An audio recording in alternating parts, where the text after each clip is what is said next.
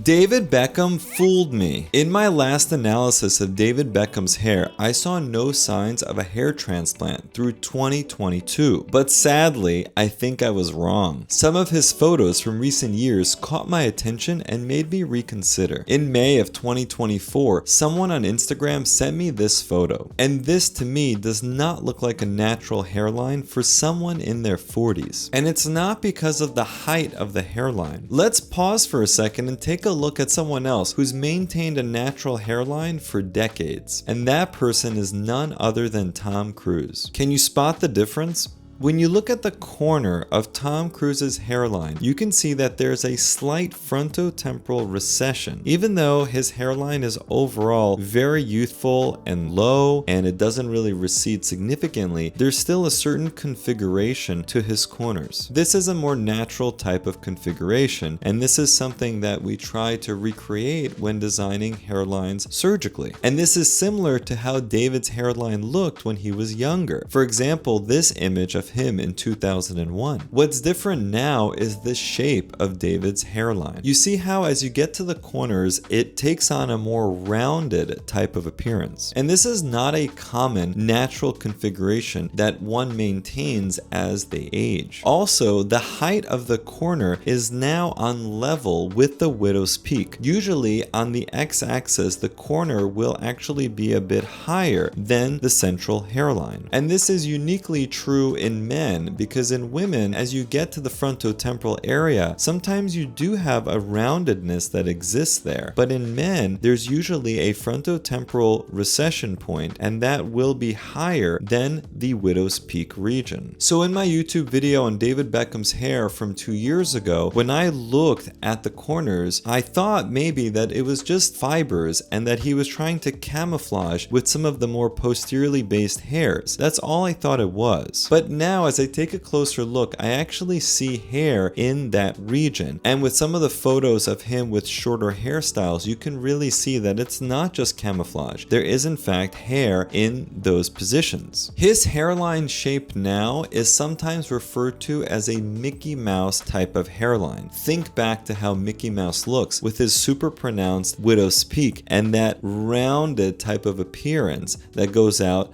to the temple. Of course, he's just a mouse, but sometimes surgically people will create this type of concave appearance to the hairline. And that's different from a convex type of hairline, which is what I try to do in my practice, which usually leads to a bit more of a natural appearance compared to a concave look. Now, of course, there are some preferential elements to exactly how one creates a hairline surgically. But what I try to do is recreate what we usually see in nature, and thinking back to Tom Cruise's hairline, you can see that that's more of a natural configuration as someone ages rather than the more concave type of hairline with that roundedness in the corners. Now, it could be that that's just what David wanted with his suspected hair transplant, and that's totally fine too. He overall, of course, looks great and has great looking hair, and very few would notice that concave type of hairline configuration unless, of course, they have an expertise in hairlines. So how many grafts might have David gotten to create that appearance to his hairline? I think it was somewhere probably in the 1200 to 1800 graft range. Most likely he had an FUE procedure because we really don't see a linear scar in the back of his head. And potentially if they reinforced his frontal scalp, which I'm not sure if they did or not, the graft count may have even been higher. But most likely it was a reinforcement to the hairline itself with that corner work that we saw as well.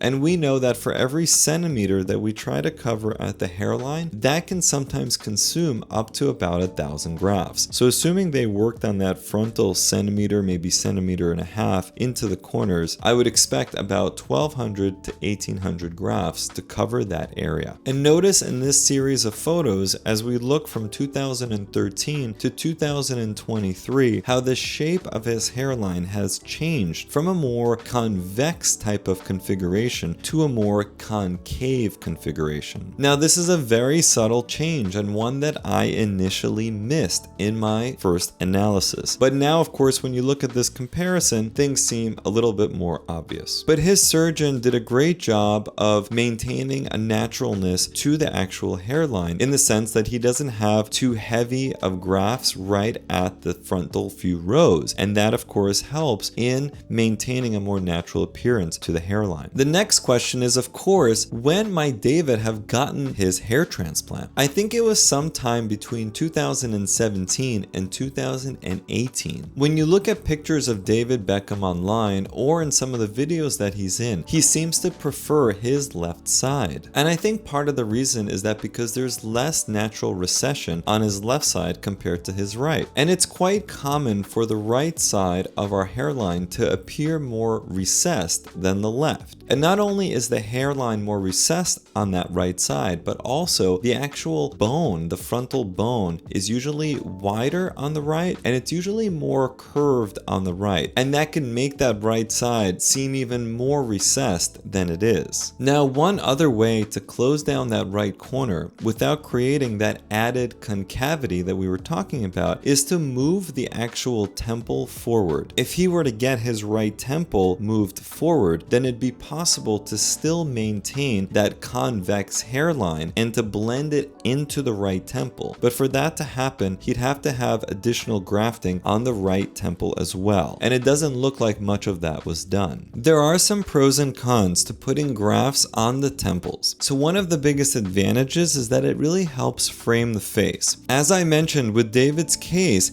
if we were to graft the temples, it could start to recreate a more natural hairline for him. But one of the disadvantages of putting grafts on the temples is that the hair that comes from the back of the scalp isn't always a perfect match to the natural temple hairs. Oftentimes the temples have finer hairs, and so when you take more coarse hair from the back and the sides of the scalp and you move them to that location, there can sometimes be a more obvious mismatch. Sometimes it's a mismatch of caliber, and sometimes it's a mismatch of color. The coloration of the back of the scalp can often be different from what you see here. The hair here can sometimes be of a lighter color. So there could be a difference between the hair that comes from the back of the scalp and the hair that naturally exists at the temples. One of the other disadvantages of grafting the temples is the amount of grafts that need to be invested in order to get a nice result. So usually for temple work, it takes about 200 to 400 grafts per side to see a nice difference. And that is a big investment of grafts, depending on, of course, the donor supply and what other recipient areas might exist. But in David's case, considering that the rest of his hair looks relatively full, I think that he has the grafts to give from the back of the scalp to the temples. We're looking at probably a contribution of about 600 to 800 grafts to make the temples stronger. But again, that's just one approach to improving the hairline, and that's definitely not what everybody needs. So thanks to those who've pointed this out to me, and again, I stand corrected, I think, on what David Beckham's hair transplant situation is. And I wanted to remind people the importance of finasteride for most people who end up getting hair transplant surgery, because again, you want to preserve the rest of your hair that you have in the vicinity of where you're getting your hair transplant. Also, some of the hair that's taken from the back of the head to be moved someplace else is going to be, at least a portion of it will be DHT sensitive, so you'll lose some of it over time. So again, to protect that hair, to protect that DHT sensitive hair, you really ought to be on finasteride, at least in some form, at least a topical formulation, but ideally in the standard 1 milligram a day type of formulation, in order to optimize your chances of having the best hair possible into the future. And for the most affordable and convenient way of getting your finasteride, make sure to check out feelconfident.com. Let me know which celebrity you'd like me to cover next.